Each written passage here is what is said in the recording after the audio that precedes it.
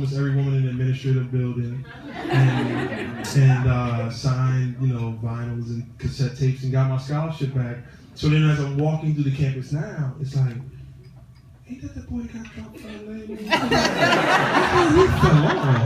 So it's like, imagine all that state. So it was very humbling. Very humbling, but you know what? It made me become a better person, a better artist, a better student. My grades were better when I went back.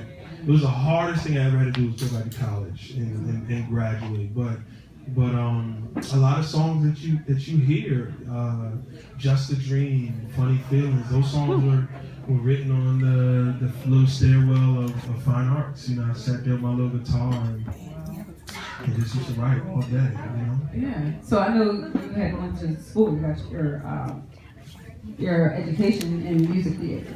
So how did your parents take that? Because I know most parents are like, oh, music, you don't make money in that kind of thing. So what was that experience? Were they okay with that? Were they fully supportive? They had no choice because they led that recklessness by example.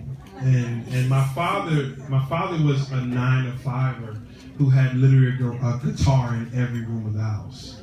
So he would like to get up from the kitchen, go in the living room, pick the guitar up. I gotta use the bathroom here, put the guitar down, go in the bathroom, play the guitar. Hey man, I'm going to bed now, I'm sleepy. Put the guitar down in the bathroom, go in the bedroom, pick the guitar. And that's just how he was.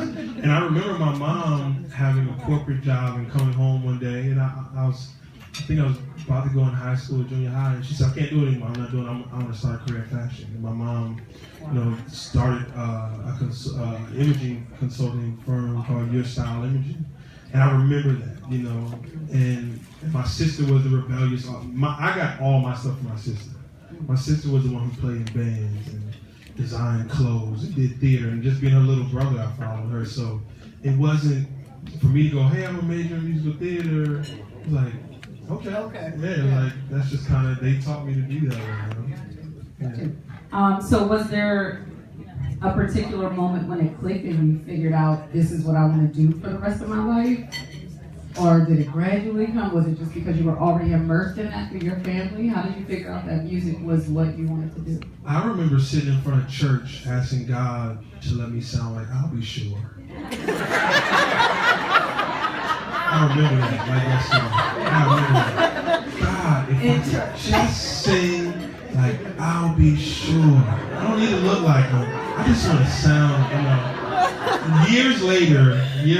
But I think, I think when I got the scholarship to Howard, I think that was a clear sign. I didn't really grow up with a lot of people my age singing. I was singing with giants in church, my parents and my father's friends, and these huge voices.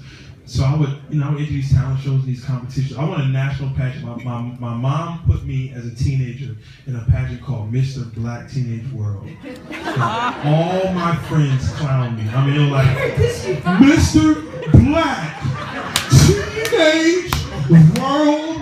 Are you serious? And I won a state. They're like, you're now Mr. Black Teenage World of New Jersey. This is hilarious.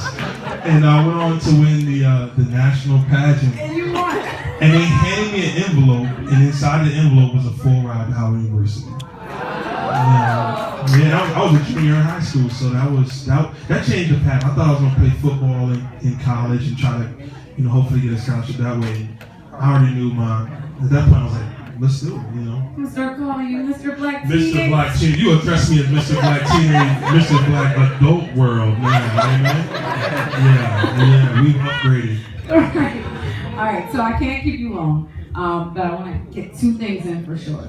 One, what is your creative process like when you're